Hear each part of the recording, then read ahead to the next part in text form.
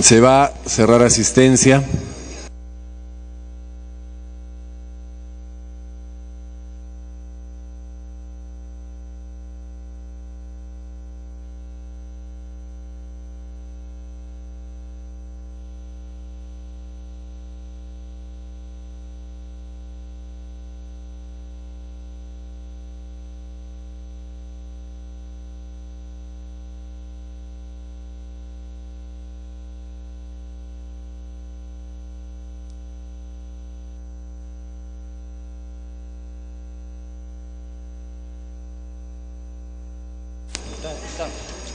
Se va a cerrar asistencia.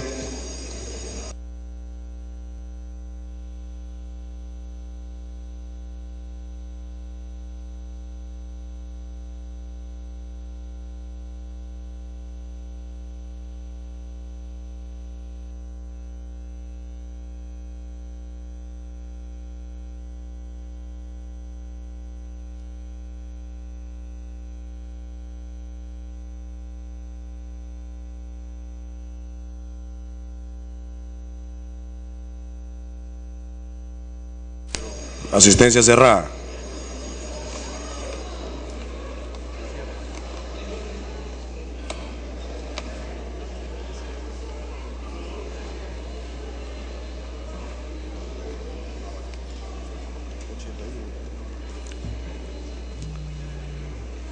Ha registrado asistencia 81 señores congresistas al voto.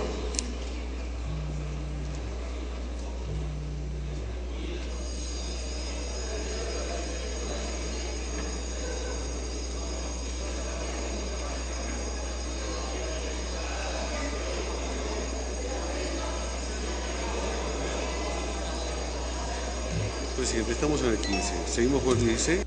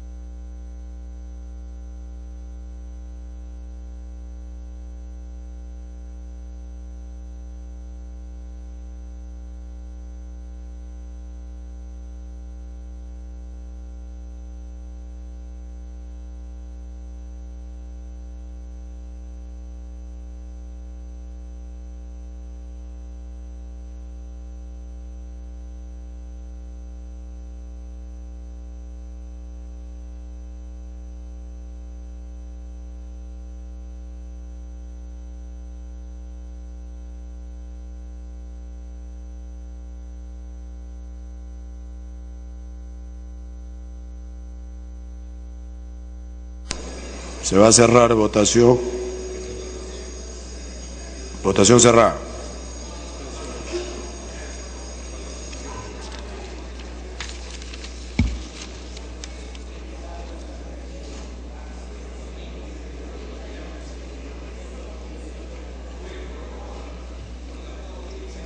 Han votado a favor 80 señores congresistas, en contra 0 abstenciones. Ha sido aprobado en primera votación el texto sustitutorio de los proyectos de ley 852 y 906 por el que se declara de interés nacional y de zona de desarrollo turístico prioritario a la laguna de Pacucha. Más el congresista Iberico, verde; el congresista Bedoya, verde. En conclusión, 82 congresistas a favor, 0 en contra, 0 abstenciones. Marisol Pérez Tello, verde; congresista Bengolea, verde. Entonces, 84 señores congresistas a favor, 0 en contra, 0 abstenciones. Ha sido aprobada en primera votación. De conformidad con el artículo 7.8 del reglamento del Congreso, el proyecto aprobado será materia de segunda votación transcurridos 7 días calendario. Siguiente punto.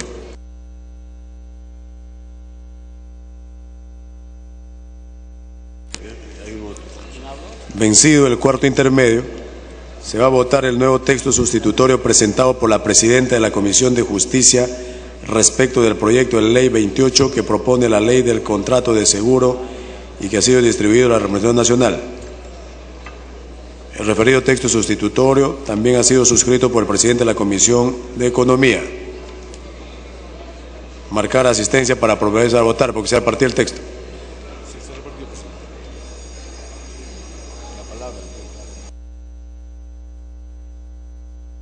Tiene la palabra la congresista Pérez Tello, presidente de la Comisión de Justicia.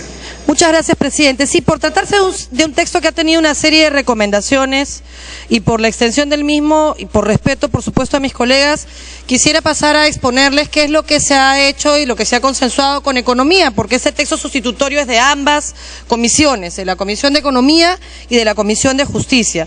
En el texto sustitutorio que ustedes han recibido, falta añadir un pedido expreso del congresista Jaime, que precisa un tema de Indecopi que voy a explicarles igualmente y recibirán en el transcurso, sin duda, de la exposición el texto pendiente.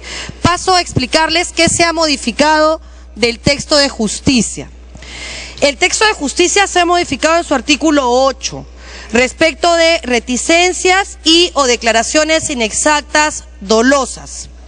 Con relación al texto propuesto en la primera parte, la primera hora de la mañana del día de hoy, se ha eliminado el último párrafo de este texto, que decía, aun cuando las circunstancias omitidas o declaradas en forma inexacta no hayan influido en la ocurrencia del siniestro. Es decir, se privilegiaba que no hubiera causalidad entre el acto o la sanción implicada. Lo que hemos hecho es, en beneficio del asegurado, señalar que tiene que haber causalidad. Si no hay causalidad, no se aplica la reticencia. Es decir, nuevamente una medida, sin ninguna duda, a favor del asegurado. El siguiente acuerdo de modificación que se ha adoptado es en el artículo 26. En el nuevo texto se ha añadido un inciso, se refiere al contenido de la póliza, es el inciso J, que lo que hace es señalar otras circunstancias que determine la superintendencia, para que no vaya a terminar esta ley teniendo alguna omisión. Se ha señalado, dejado la puerta abierta, de que además de las cláusulas que todos conozcamos, podría haber alguna que no se haya previsto, que pueda después añadir la superintendencia en virtud de este inciso. Consideramos que es importante atender ese pedido. En el artículo 27, se ha señalado que además de la aprobación de condiciones mínimas, se deberán aprobar también cláusulas. Todos los abogados lo sabemos, pero creemos que es mejor precisarlo.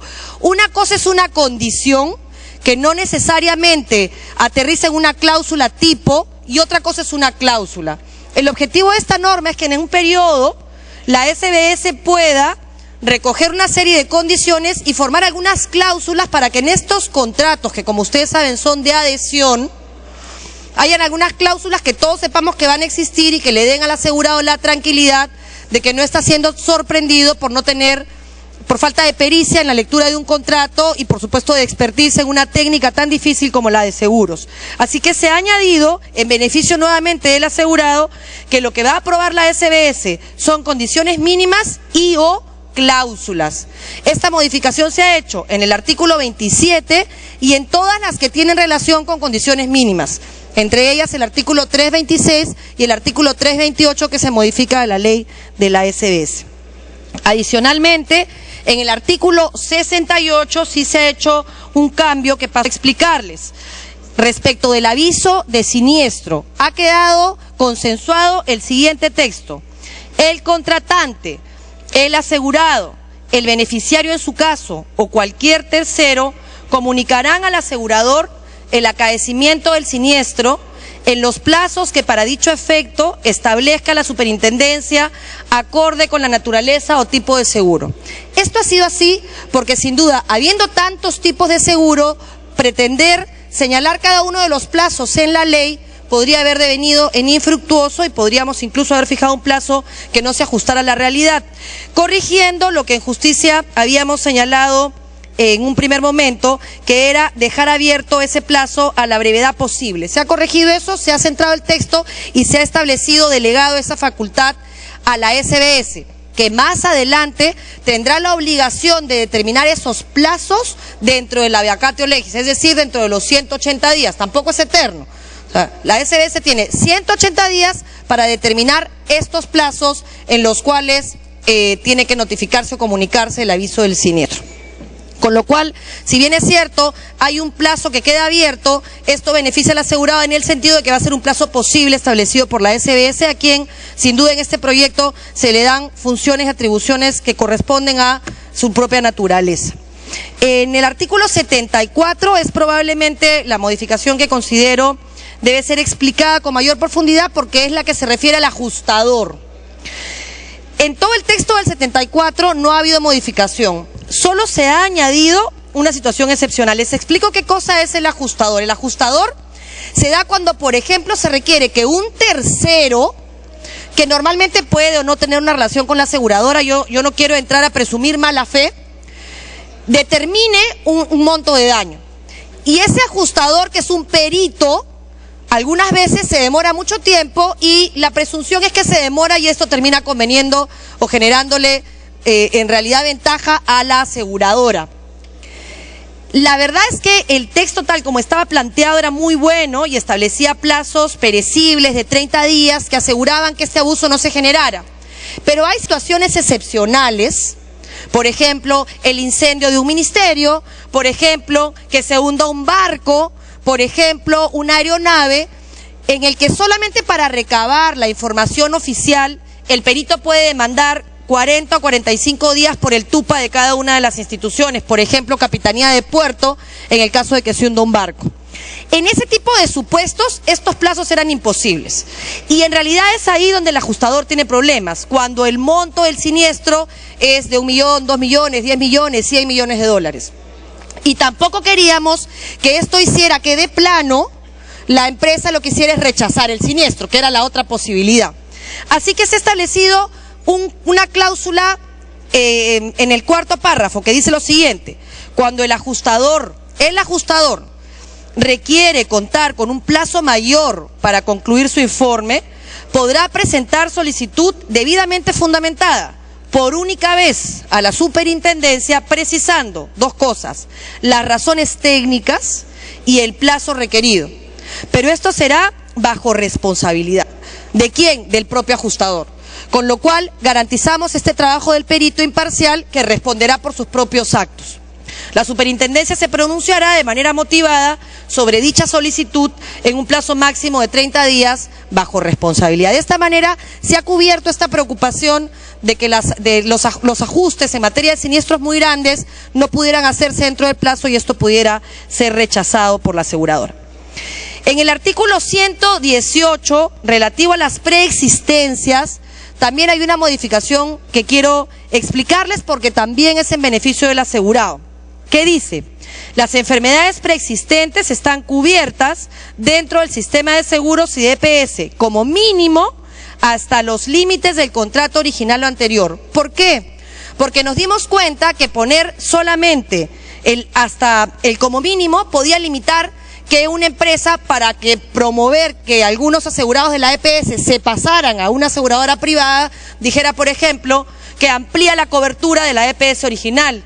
Y entonces no incluir esto lo que haría es perjudicar al asegurado. Entonces lo que hemos dejado es que el mercado juegue a favor del asegurado. Es decir, tu mínimo es cubrir lo que te cubría la EPS.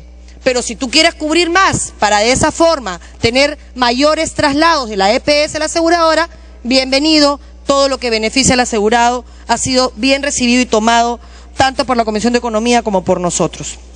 Con relación al artículo 126, y ya vamos terminando, ha sido solamente un cambio de nomenclatura respecto a los derechos del contratante con relación al seguro de vida, porque decía, el seguro de vida, el texto original decía, en el seguro de vida el asegurado tendrá derecho a lo siguiente. Sin embargo, en el seguro de vida el asegurado no siempre es el contratante, porque yo puedo contratar un seguro de vida para mi esposo, o puedo contratar un seguro de vida para mi madre, y entonces no coincide en la figura del asegurado y el contratante, y por eso es que se ha preferido el término que aquí se aplica, que es en el seguro de vida el contratante tendrá derecho a lo siguiente.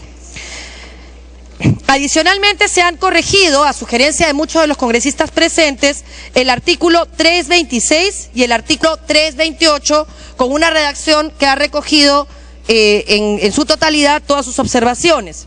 El texto final lo tienen a la vista, pero sin embargo voy a leerlo. Condiciones y contenido de las pólizas. Las pólizas y tarifas de seguros responden al régimen de libre competencia con sujeción a las reglas de la presente ley y lo dispuesto por la ley del contrato de seguro. La superintendencia aprobará expresamente, con anterioridad a su utilización, las condiciones mínimas y o cláusulas, en aplicación de lo que les señalé antes, expansión del artículo 27, de los contratos de seguros, conforme a lo establecido en el artículo 27 de la Ley de Contrato de Seguro.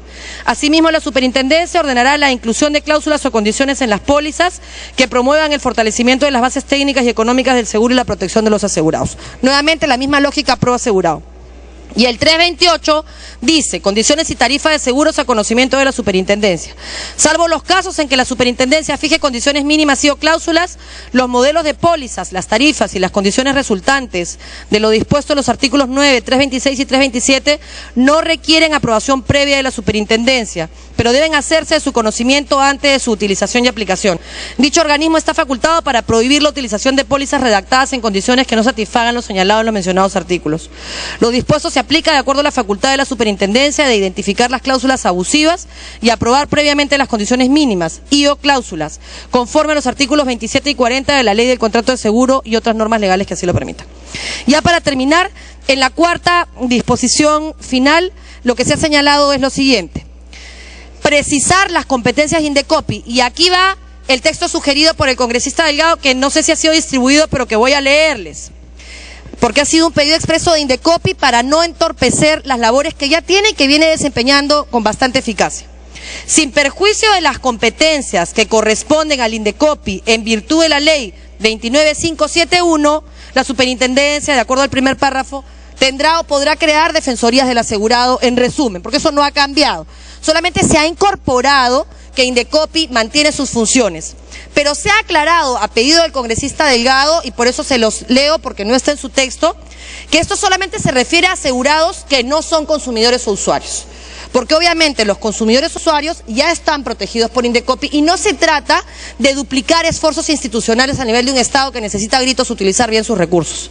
Así que lo que dice la cuarta es, en ese sentido, sin perjuicio de las competencias que corresponden al Indecopi en virtud de la ley 29571, la superintendencia, de acuerdo al primer párrafo del artículo 345 de la ley 26702, promoverá la protección de los intereses del asegurado, no consumidor o usuario, en el sistema de seguros a través de. Es decir, esa ha sido la precisión que consideramos que es atendible. Finalmente, en la cláusula novena se hace referencia al plazo en el cual se tiene que regular el artículo 68, es decir, valga la redundancia, los plazos en cada tipo de seguro, y en la cláusula 13ª que se ha añadido, se derogan los artículos 375 a 429 que estaban antes incorporados en una cláusula anterior y podían prestarse a confusión. Se ha cogido, como ven, todas las sugerencias de economía, y quiero precisar solo dos cosas adicionales. Todas las propuestas del congresista Reinaga fueron recogidas, las del congresista Rondón, las del congresista Gamarra. Se recogió, lamentablemente quiero explicarlo porque me parece que así debe ser, las propuestas del congresista Díaz Canseco, aun cuando son perfectamente atendibles, en un caso el que podrían coincidir en una misma empresa la clínica que presta el servicio y la aseguradora que lo otorga, y eso generar inequidades, este proyecto de ley no regula este tipo de cosas, sino el contrato de seguro como tal.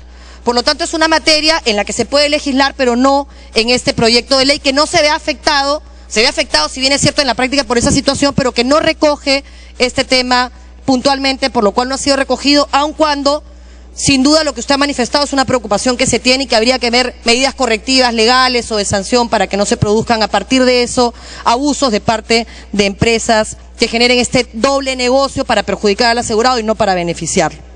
Y en el tema de la discapacidad, hemos evaluado mucho la propuesta que usted ha señalado sobre la discapacidad judicial, buscando algún texto sustitutorio, pero no tenemos un marco normativo nacional que nos permita hacerlo, porque como usted bien ha señalado, la Convención para Personas Discapacitadas no ha sido todavía implementada en el Perú. Entonces, no tenemos en el Código Civil una figura que contemple esta discapacidad señalada judicialmente y las excepciones y los supuestos de excepción.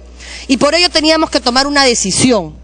la decisión era no incluir a las personas con discapacidad judicial, con lo cual las dejábamos en el arbitrio de las aseguradoras de asegurarlas o no con las primas que consideraran, o incluirlas y que en todo caso cuando se regulara, que tiene que hacerse, y se implementaran los convenios internacionales en esa materia, se modificara en el extremo en el que se logre generar los derechos que sin duda muchos discapacitados tienen y han perdido por esta generalización absurda y muchas veces que niega una realidad. Hemos preferido, por protección a las personas con discapacidad que no podrían manifestar su voluntad de ninguna manera y que no tendrían otra forma de defensa, mantener el texto sin perjuicio de que señalamos que ciertamente es una preocupación, no en este tema, sino en general en toda la legislación nacional. Sí, congresista Chávez.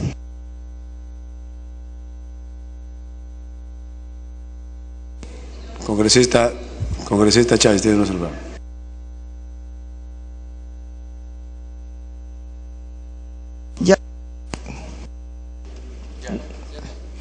Solamente para solicitarle hacer las precisiones en la cuarta disposición y en la novena, que se refieren a plazos que son prolongados 180 días en ambos, que tendrían que ser entonces naturales, hacer la precisión, porque no se dice si son naturales o son hábiles. En la cuarta y en la novena disposición complementaria, final y modificatoria.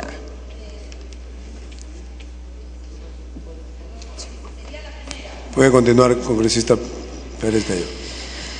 Muchas gracias, presidente. ¿Sí? Muchas gracias. En la primera cláusula el tema se supera, sí, perfecto. Y las siguientes cosas que no se han acogido ha sido en realidad porque esperamos que eso se regule con las condiciones mínimas o cláusulas mínimas de la SBS, porque se refieren ya a temas puntuales del contrato de seguro y lo que habría que ver es si en la práctica esas terminan siendo cláusulas oscuras, ambiguas o que perjudican al asegurado. Por ejemplo, esto propuesto por el congresista Lescano, de la posibilidad de que la cláusula se pueda condicionar a que entre con una vigencia posterior. Y en realidad eso que se recoge en el artículo 7 responde a una realidad, y es que nosotros, por ejemplo, faltando 6 meses de ser congresistas, podríamos optar por asegurar a toda nuestra familia. Y podríamos decir, tomo el contrato ahora, pero entra en vigencia dentro de 6 meses cuando nuestra familia no esté cubierta por este seguro. Una familia cualquiera podría tener un trabajo que concluye en los próximos 6 meses y puede querer pagar por adelantado un seguro con posterioridad. Entonces, en realidad creemos que si la SBS detecta que en este tipo de cláusulas hay abuso, lo incorporará dentro de las condiciones y cláusulas abusivas, pero que no es este contrato de seguro que debe normar, primero, la buena fe y segundo, las cosas generales, este tipo de temas que ya se darían en el caso por caso. Todo lo demás ha sido recogido, esperamos que todas las personas que han contribuido sientan que este texto responde a sus expectativas y que esto sea aprobado, presidente, si así lo tiene a bien el Pleno. Muchas gracias. Bien, congresista Andrade a pedir uso de la palabra. Gracias, presidente. Muy satisfecho con las conclusiones que se están tomando esta noche en la medida en que se han recogido los puntos de vista de la Comisión de Economía y se ha podido ver el caso de la reticencia o la declaración inexacta, se ha podido ver respecto al aviso del siniestro. Aquí lo que tenemos, después de un trabajo que comenzó el año 2006, gracias a la iniciativa del ministro de Justicia y todos los que anónimamente han contribuido para que esto sea posible el día de hoy, pues mis felicitaciones y agradecimiento. Ahora los ciudadanos van a tener ya algo predecible en cuanto a las pólizas de seguros, que son más de 1.500 modelos de pólizas que ahora van a poder ser fácilmente aplicables y de esa manera pues saber a qué se están ateniendo. En ese sentido, señor presidente, estando de acuerdo la Comisión de Economía, pido que se vaya el voto. Gracias, señor presidente. Muy bien, congresista Delgado, a pedir el uso de la palabra. Muchas gracias, presidente. Me alegro de que podamos ponernos de acuerdo en una serie de aspectos para viabilizar esta ley que es tan importante. Pero yo en mi intervención mencioné algo que ahora me ratifico. Yo quisiera que la Comisión de Justicia pueda incorporar esto en el artículo 21. Y lo que propongo es que las compañías aseguradoras deban comunicar de manera cierta al asegurado a través de los medios y en la dirección previamente acordada el incumplimiento de pago de la prima y sus consecuencias, así como indicar el plazo de que dispone para pagar antes de la suspensión de la cobertura de seguros. Y lo digo por qué razón. Las empresas de agua, luz, teléfonos, nuestras tarjetas de crédito, es decir, todas las empresas que nos proveen un servicio, lo que hacen es siempre notificarnos diciendo, ¿sabe qué, señor? Su recibo vence en tal fecha. De esa manera uno evita que se esté, por ejemplo, cortando el servicio y luego pidiendo reposición, etcétera, etcétera. Las compañías de seguros, cuando se trata de seguros o microseguros o seguros por el SOAT, por ejemplo, un mes antes de que esté venciendo tu seguro, ya te están llamando a tu casa, te están mandando invitaciones diciendo usted contratar con nosotros un seguro que se le va a vencer de acá a 15 o 30 días, se lo mandamos a su casa para que lo renueve. Claro, porque el negocio está en que la gente lo renueve permanentemente. Pero resulta que hay seguros en los cuales esta lógica no funciona. Los seguros de salud son uno de ellos. En los seguros de salud, para las compañías de aseguradoras es un negocio tener a la gente joven y sana. Es gente muy rentable para ellos, pero cuando la gente crece y tiene 60, 65 años o más, y cuando comienza a reportar algunas enfermedades, en realidad la estrategia de las empresas aseguradoras es deshacerse de esas personas, excluirse de esas personas, ya no les es tan buen negocio, sobre todo porque tienen que asumir esas preexistencias. Entonces a esa gente nunca le informan su contrato, que generalmente son anuales, y que tiene que renovarlo y que tiene que hacer una cancelación para la renovación, no les informan. Entonces esto hace que la gente pierda en el momento más necesitado de su vida este tipo de seguros. Y claro, cuando va y recuerda, oye, se me venció el contrato hace 2 días, voy a ver, ¿sabes qué? La respuesta de las compañías es, piña, se te venció, si quieres contratar un seguro, te lo contrato como nuevo.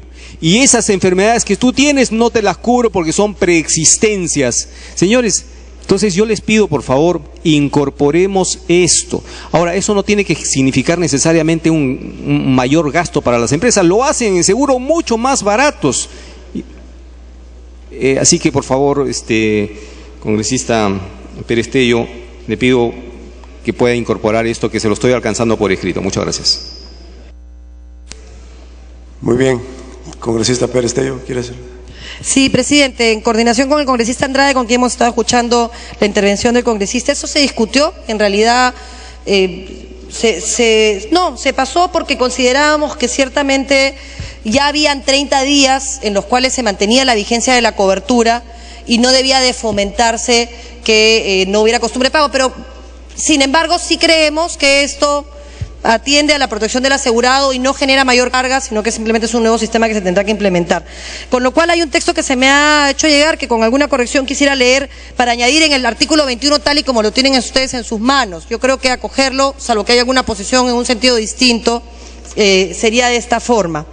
Artículo 21 tal como está redactado, pero con un añadido, un párrafo siguiente. Para tal efecto, el asegurador deberá comunicar de manera cierta al asegurado a través de los medios y en la dirección previamente acordada el incumplimiento de pago de la prima y sus consecuencias, así como indicar el plazo de que dispone para pagar antes de la suspensión de la cobertura de seguro. Yo creo que eso es una práctica que podría acostumbrar al asegurado, en primer lugar, a conocer los detalles de la prima, por supuesto a estar al día en la misma y a saber cuáles son las consecuencias, porque normalmente eso se presenta cuando ya se produjo el siniestro y ya no tienes cobertura y es cuando te das cuenta que no has pagado. Entonces yo creo que es una práctica que puede ayudar en realidad a mejorar el sistema, así que hemos decidido acogerla en el texto sustitutorio y si no hubiera ninguna otra sugerencia pasaríamos al voto.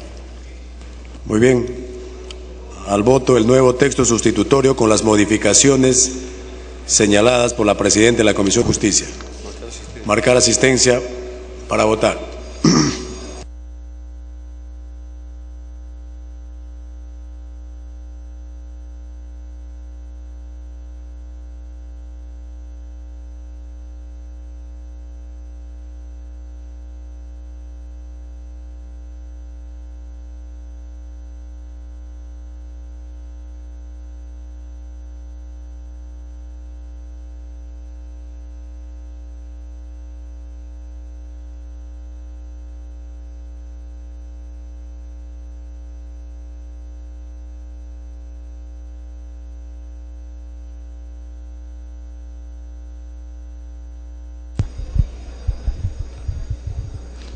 Bien, la representación nacional registra su asistencia para votar el dictamen que fue aprobado por la Comisión de Justicia y de Economía. Este tiene que ver con la ley del contrato del seguro, que establece un conjunto de reglas claras en distintos tipos de seguros. Muy bien, apúrese, congresista Tevez. Recoge además sugerencias de la SBS. Este dictamen tiene aspectos relacionados a la prima y póliza, así como respecto a las cláusulas abusivas de los seguros, los avisos de siniestro, indemnización y preexistencias, entre otros.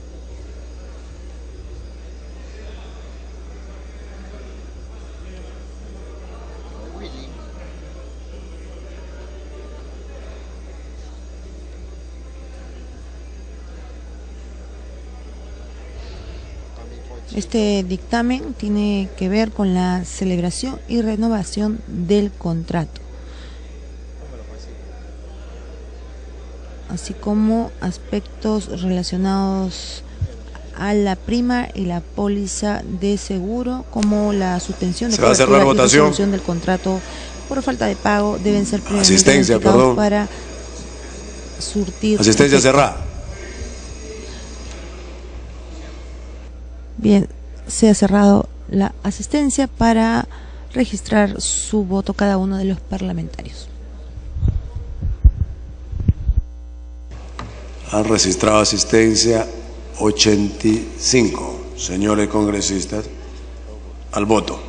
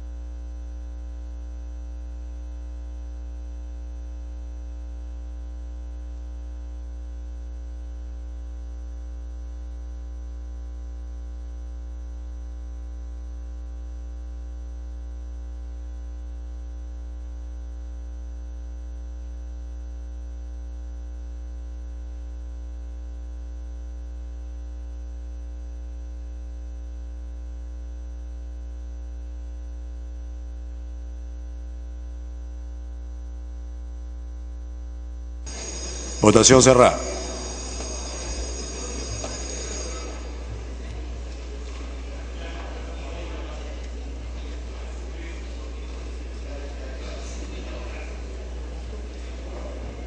Han votado a favor 81 señores congresistas, 0 en contra y 1 abstención. Ha sido aprobado el texto sustitutorio del proyecto de ley 28 por el que se propone la ley del contrato de seguro. Congresista Bedoya. Gracias, señor presidente. Quería en primer lugar agradecer a la representación nacional por la aprobación de esta tan importante ley y añadir a las personas a las que, por lo menos personalmente, siento gratitud por su inmensa colaboración en sacar adelante este proyecto y cuyos nombres omití en la mañana, al doctor Seiko Ibáñez y a mi asesora Sandra Lindenberg. Sin el empeño y dedicación de ellos, difícilmente hubiéramos podido sacar esto, señor presidente. Dada la abrumadora mayoría y aun cuando la presidenta de la Comisión de Justicia me ha notificado de que no es la práctica en la comisión que ella preside y probablemente tendré por mi izquierda algunos votos en contra o abstenciones, señor, dada la votación, solicito que se dispense de la segunda votación a los efectos que la autógrafa pueda ser remitida al presidente de la República de inmediato. Bien, me indica asesoría que, dado que la práctica es solicitar por la presidenta de la comisión, consultamos a la presidenta de la comisión. Presidente, la exoneración de segunda votación, si bien es cierto, la práctica es una prerrogativa del presidente y yo he señalado en público y en privado y me sostengo en que esta no debe darse, también es cierto que no es una práctica contemplada en el reglamento, es una práctica parlamentaria extrarreglamentaria y que han habido situaciones en las cuales parlamentarios han solicitado la exoneración de segunda votación. Yo no la hago mía porque es un acuerdo con mi comisión, a quien respeto, pidiéndole las disculpas del caso a mi colega y amigo, pero tendré en este caso que abstenerme porque es el acuerdo que yo he tomado respecto a los proyectos que yo sustente, presidente. Sin embargo, el presidente de Economía tiene la posibilidad de acogerla y en todo caso el Pleno, por supuesto que es el amo y señor de la última palabra, puede decir en un sentido distinto. Bien, congresista Andrade también ha pedido la palabra. Gracias, presidente. Como presidente de la Comisión de Economía pido la exoneración de la segunda votación. Gracias. Muy bien, congresista Bedoya, quiere hacer uso de la palabra. Gracias, señor presidente, y gracias al congresista Andrade. Quería precisar, señor, que no hay ninguna disposición del reglamento del Congreso que reserve a los presidentes de las comisiones dictaminadoras el derecho de pedir la exoneración de segunda votación. Y si de precedentes se trata, usted y yo, señor presidente, hemos integrado el Congreso anterior y yo, sin haber presidido nunca una comisión, en reiteradas oportunidades pedí y logré que el Parlamento aprobara dispense segundas votaciones. O sea que precedentes hay en ambos sentidos, señor. Muchas gracias. Muy bien, atendiendo lo solicitado por el presidente de la Comisión de Economía y por el congresista Bedoya, se va a votar con la misma asistencia a la exoneración de la segunda votación.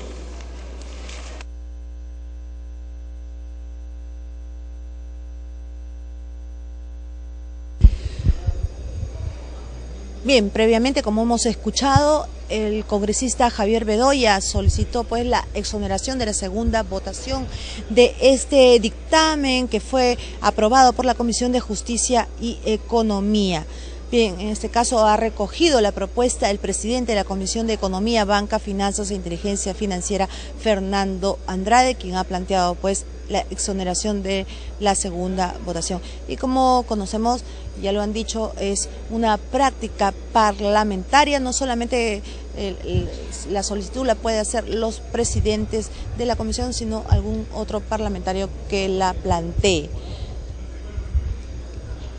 Bien, esta iniciativa establece un conjunto de reglas claras en distintos tipos de seguros, como lo hemos dicho antes, y recoge además sugerencias de la Superintendencia de Banca y Seguros.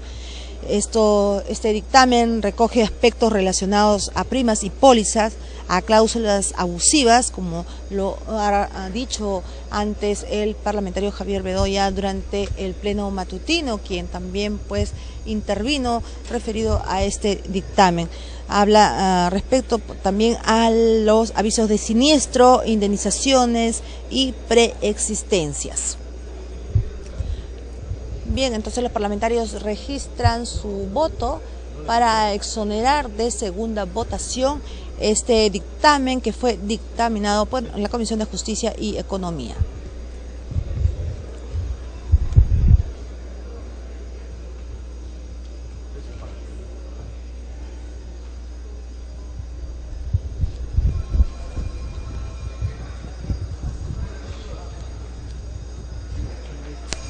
Se va a cerrar votación.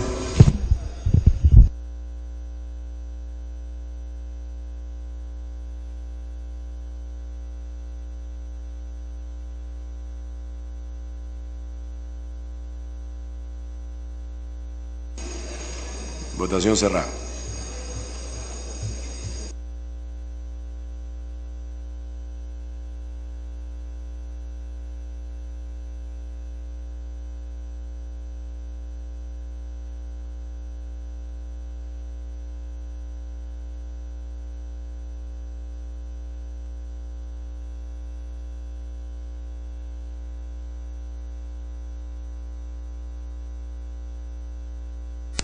Han votado a favor 60 señores congresistas, 15 en contra y 5 abstenciones.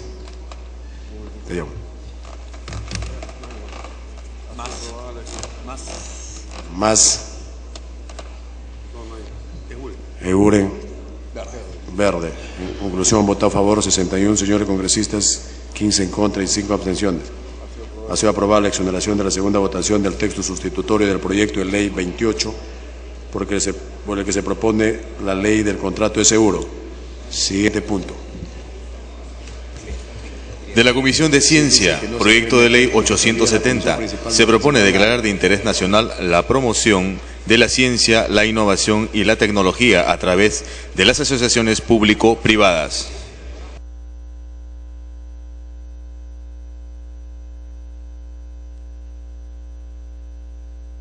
Se va a iniciar la sustentación del dictamen por unanimidad de la Comisión de Ciencia del periodo anual de sesiones 2011-2012, recaído en el proyecto de ley 870, que propone declarar de interés nacional la promoción de la ciencia, la innovación y la tecnología a través de las asociaciones público-privadas. Tiene la palabra el congresista Hurtado Zamudio, presidente de la Comisión de Ciencia, hasta por 10 minutos. Muchas gracias, señor presidente.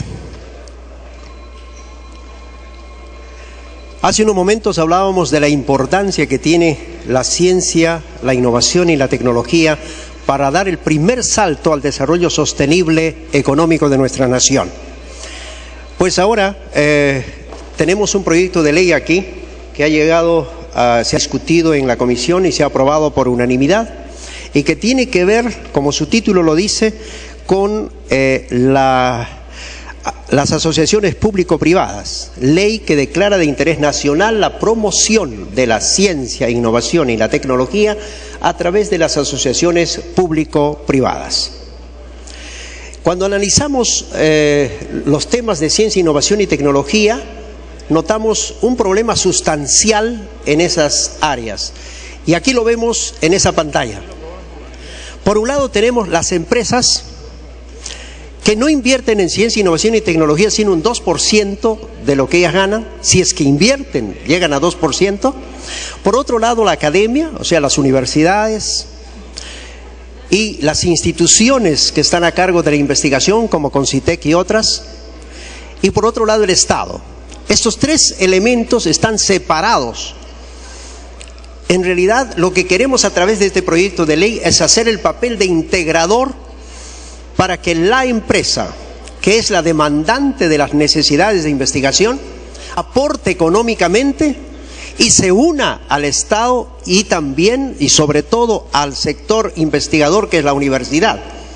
Si ustedes pueden ver ese cuadro, la arquitectura institucional actual de ciencia, tecnología e investigación, como verán, no hay una relación integradora. Cada universidad, por ejemplo, hace su investigación aparte. Por otro lado, los institutos de investigación también trabajan independientemente.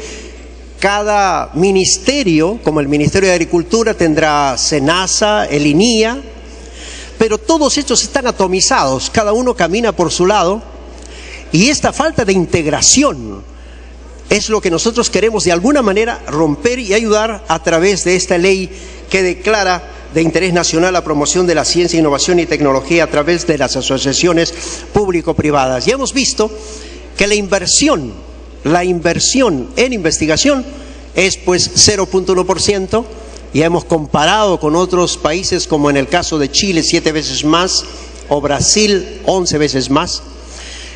Esta baja inversión nos muestra también, como en el otro indicador que tenemos, también la baja producción de científicos e investigadores. Por si acaso, cuando yo hablaba de la carrera del investigador, No me refería al título de investigador como algunos parecen haber entendido. Una línea de carrera se hace a través de un proceso. Cuando una persona produce mayor cantidad de papers, o sea, de producción científica, cuando tiene patentes, cuando dirige proyectos de investigación, va desarrollando una carrera, y como lo hace la Universidad Cayetano Heredia, la Universidad de Ingeniería, y lo van considerando investigador. Ese investigador, que no es un título, que no es una profesión, es producto de un desarrollo, por eso se llama desarrollo de carrera, hablábamos de carrera del investigador, llega en el Perú solamente a tener esa cantidad que nosotros vemos en la pantalla, que es solamente de 307 para el año 2008. Y si vemos que a pesar de estar creciendo las publicaciones, sin embargo no pueden compararse a las publicaciones a nivel mundial, que vemos en el siguiente cuadro, y lo que sí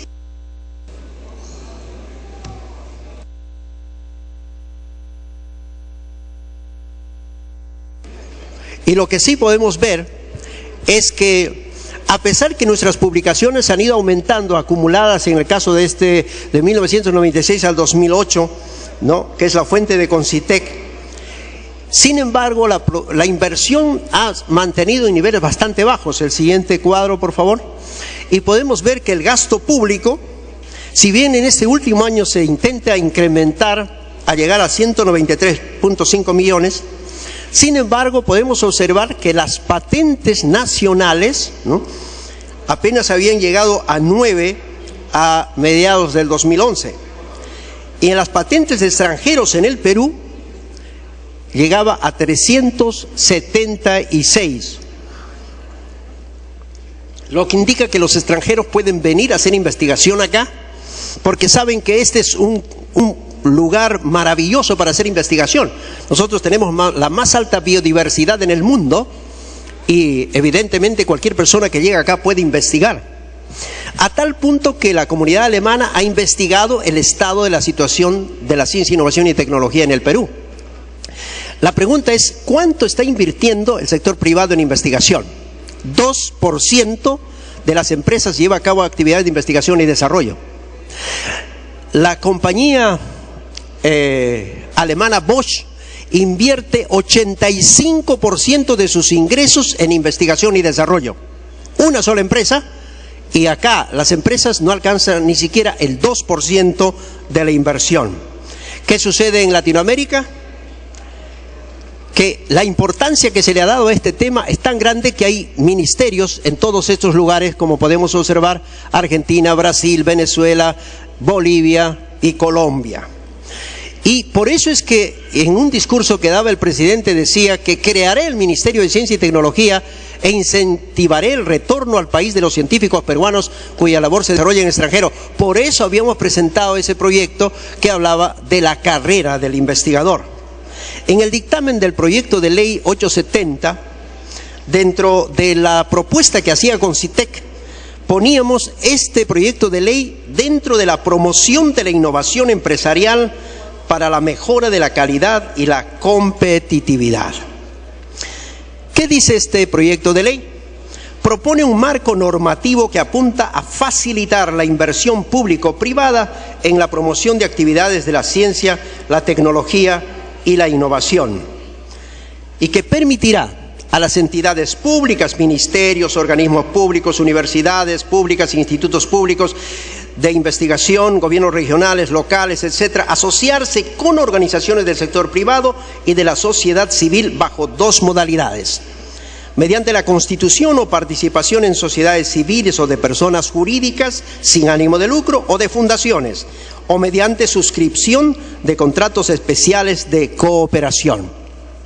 En el proyecto de ley que se ha presentado, que ustedes lo tienen en físico, pueden observar también todas las características que se han especificado en ellas. Solamente para recordarle que es una alianza público-privada, creo que todo el mundo lo sabe, porque eso ya se ha trabajado bastante en el país, ¿no? Es un esfuerzo concertado y formalizado entre grupos de ciudadanos y gobierno que busca y consigue aumentar la inversión nacional en capital de investigación, desarrollo e innovación.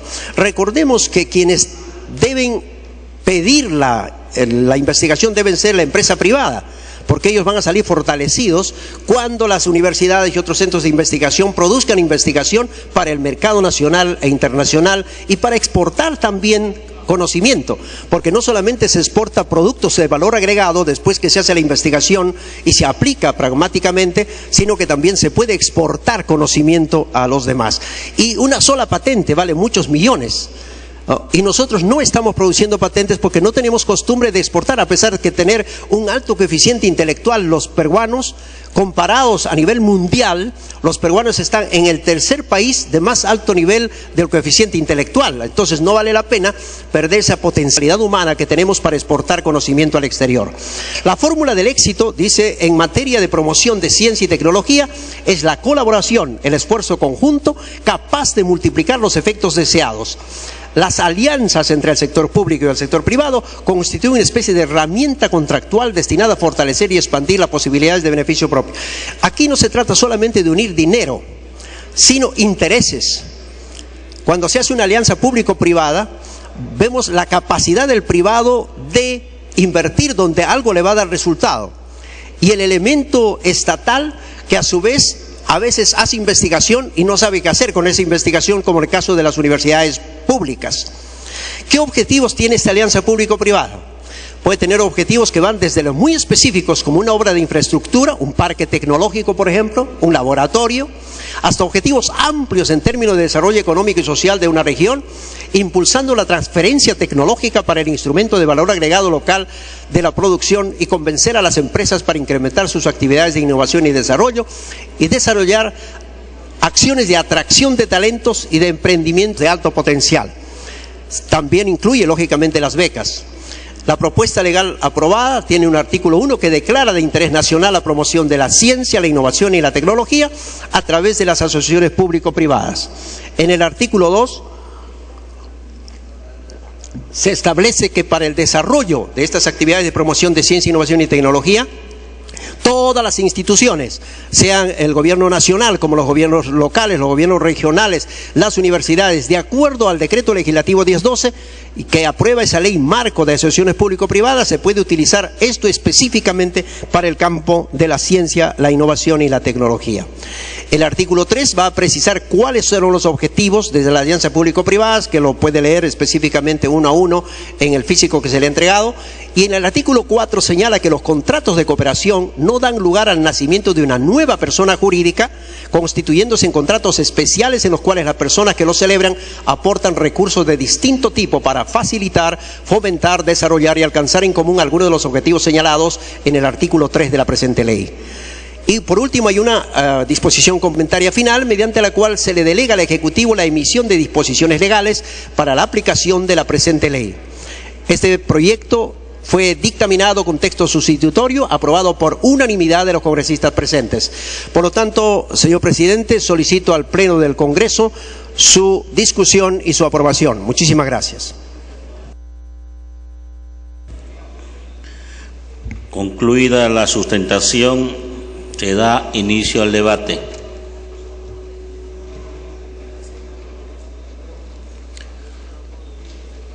Si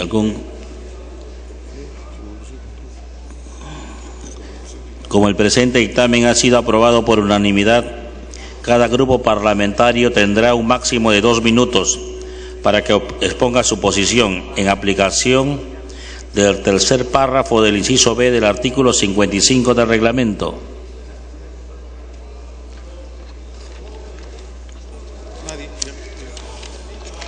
No habiendo pedido el uso de la palabra a ningún congresista, finalmente tiene la palabra el presidente de la comisión. Bajo los mismos términos, pedimos inmediatamente que se lleve a votación, señor presidente. Muchas gracias. Concluido el debate, marcar su asistencia para proceder a votar.